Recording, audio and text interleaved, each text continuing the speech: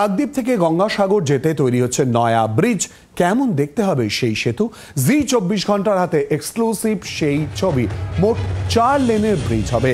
ব্রিজের দুপাশে থাকবে ফুটপাত। 4757 মিটার লম্বা হবে এই সেতু।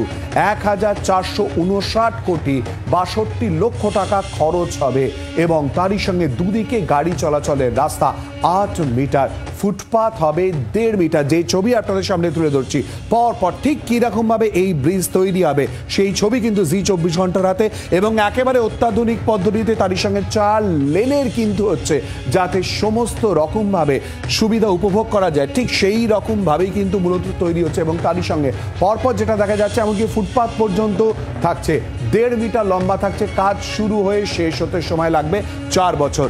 এই ছবি কিন্তু ইতিমধ্যেই জি 24 ঘন্টার হাতে এক্সক্লুসিভলি রয়েছে। অর্থাৎ মূলত ঠিক কিরকম ভাবে এই ব্রিজ তৈরি করা হচ্ছে তার বিস্তারিত তথ্য আমরা এখনো পর্যন্ত যা তুলে ধরছি আপনাদের সামনে।